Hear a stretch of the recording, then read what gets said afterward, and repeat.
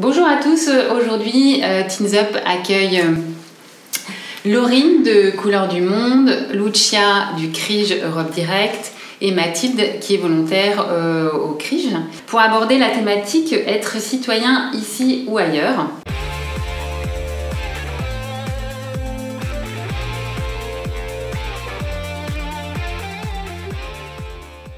Alors peut-être avant, si vous pouvez nous parler un peu de vos associations pour savoir un peu le rôle et ce que vous faites à l'intérieur de chaque association. Bonjour, alors moi je vais présenter du coup l'association Couleurs du Monde qui est basée sur Lormont à côté de Bordeaux et qui existe depuis maintenant un peu plus de 20 ans. Ces actions sont principalement tournées vers la jeunesse. Donc pour Couleurs du Monde, les actions sont principalement destinées aux jeunes qui ont entre 15 et 30 ans avec différentes modalités d'intervention. Donc principalement ce sont des animations, des temps d'intervention auprès de publics scolaires, étudiants ou groupes de jeunes qui sont suivis par une structure jeunesse. Et en parallèle de ces interventions à destination d'un groupe de jeunes le plus souvent, on intervient également pour des temps de formation auprès de professionnels qui interviennent eux-mêmes auprès d'un groupe de jeunes. Donc ça peut être des professeurs, ça peut être des éducateurs spécialisés, des animateurs, voilà, pour donner quelques exemples. On a aussi un programme de volontariat international de réciprocité. Donc en fait le principe c'est que des jeunes français partent faire un service civique ou un corps européen de solidarité, donc 2 dispositifs de volontariat dans plus de 15 pays différents. Et de ces mêmes pays, des jeunes viennent faire une mission de service civique ou de corps européen de solidarité en région Nouvelle-Aquitaine, dans des structures partenaires. D'accord. Merci beaucoup. Lucia. Oui, donc moi je représente aujourd'hui le CRIJ et aussi le Centre Europe Direct Bordeaux-Aquitaine.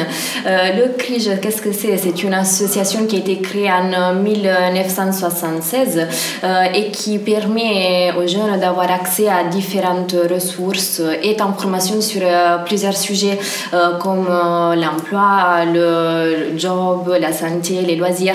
Et on a aussi une spécificité sur tout ce qui est Europe internationale. Pour la partie Europe internationale, le centre est en fait labellisé Centre Europe Direct. C'est un label donné par la Commission européenne aux centres qui peuvent aller vers les citoyens pour parler de l'Europe et des thématiques européennes. Mais on est aussi structure Eurodesk, donc on peut informer sur toutes les différentes possibilités de départ à l'étranger. Et centre aussi d'information au FAGE, donc sur tous les programmes franco-allemands. Ah, d'accord. Dans tout ça, le CRIJ est aussi une structure d'accueil des volontaires européens. Et en fait, avec nous, on accueille cette année Mathilda. Et bon, je la laisse présenter. Oui, alors moi c'est Mathilda, je viens d'Allemagne et je travaille maintenant avec Lucia, avec le CRIJ pour une année. Merci Mathilda. Donc qu'est-ce qu'on entend par citoyenneté ? La citoyenneté, on n'a pas une définition unique, on peut dire. La racine dérive du latin civitas, qui indique l'appartenance à une cité ou à une ville.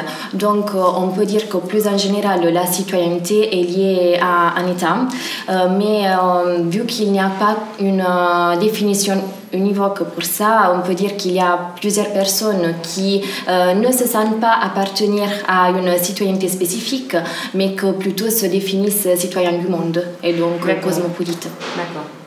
Et donc citoyenneté française ? Alors pour la citoyenneté française, c'est être membre et être reconnu comme tel de la nation française, donc c'est avoir des droits et des devoirs qui sont conférés à ce statut. Au niveau des droits les plus courants et les plus cités, il y a évidemment le droit de vote, le droit à la sécurité sociale, donc le droit à un accès aux soins, on va dire, de base pour l'ensemble des citoyens, le droit à l'éligibilité, c'est-à-dire le droit de pouvoir soumettre sa candidature pour des élections, le droit de se marier, le droit de signer soi-même des contrats. Bon, je donne quelques exemples. Il y a évidemment aussi des devoirs. Le devoir de respecter les lois, en l'occurrence de l'État français, le devoir de voter, parce que c'est les deux, c'est un droit et un devoir. Voilà, principalement, je dirais ça. D'accord. Et la citoyenneté européenne ? Oui, alors la citoyenneté européenne a été créée en 1992 par le traité de Maastricht et elle renforce les droits des citoyens des pays européens, comme par exemple le droit de voter, le droit de participer au vote du Parlement européen, et aussi par exemple de travailler ou étudier dans un pays étranger, dans un pays européen. Et donc être citoyen du monde, qu'est-ce que ça veut dire ? Alors, être citoyen du monde, c'est pas un statut officiellement reconnu, c'est un sentiment d'appartenance, comme l'évoquait tout à l'heure Lucia, c'est un sentiment d'appartenance et une prise de conscience à des enjeux mondiaux, la protection de l'environnement, le développement durable, mais ça peut être tous les enjeux sociétaux, c'est se sentir concerné par des enjeux qui dépassent le cadre de son propre pays, et là en l'occurrence à l'échelle mondiale. D'accord. Et entre la nationalité d'un pays et être citoyen, quelle est la différence ? Alors, la nationalité d'une personne révèle plutôt le lieu de son naissance. Alors, c'est là où la personne est née. Et aussi, elle définit l'appartenance d'une personne à une nation donnée. Et la citoyenneté, c'est plutôt, elle accorde à une personne quand la personne remplit les formalités légales.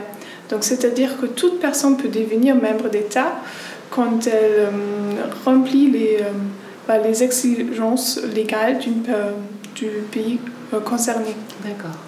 Tous les Français sont-ils citoyens français ?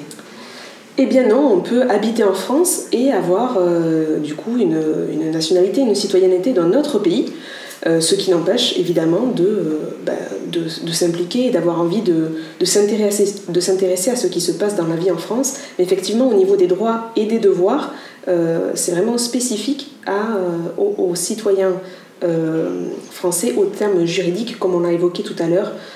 Donc vraiment avoir des conditions légales qui permettent d'accéder à cette citoyenneté et à prétendre à des droits et des devoirs.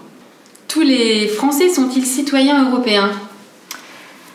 Alors, la citoyenneté européenne, c'est une citoyenneté qu'on a de façon automatique dès qu'on a la citoyenneté d'un pays membre de l'Union européenne, parce que c'est une citoyenneté qui va se superposer à la citoyenneté d'un État.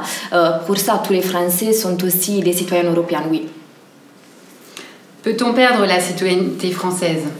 Alors oui, on peut perdre la citoyenneté française en commettant par exemple des crimes ou des actions qui vont à l'encontre de la nation, donc que ce soit au niveau des enjeux politiques ou que ce soit l'exemple le plus courant, un acte par exemple de terrorisme qui met en danger effectivement la nation.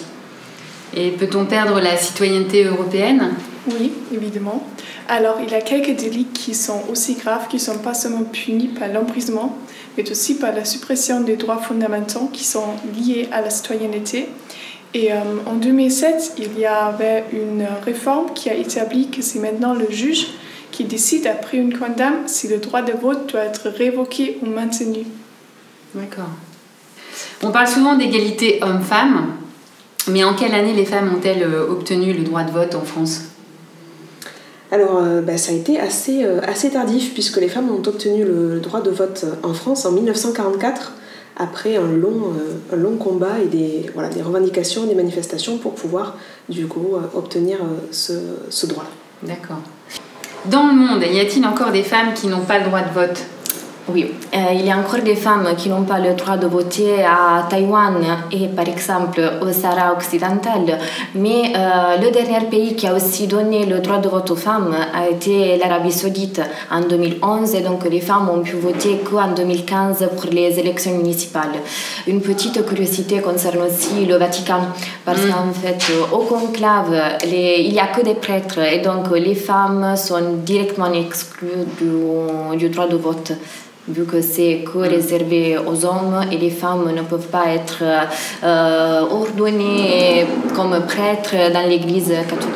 Merci beaucoup à toutes les trois pour ce témoignage et peut-être pour conclure une devise ou une citation qui vous est propre. Alors la devise effectivement pour la France, c'est liberté, égalité, fraternité. C'est pour l'Europe, c'est uni dans la diversité. Et un dernier, la devise pour les citoyens du monde, c'est penser local, agir global. Merci beaucoup d'être là aujourd'hui. Donc. Et nous nous retrouverons le 13 novembre avec Teens Up.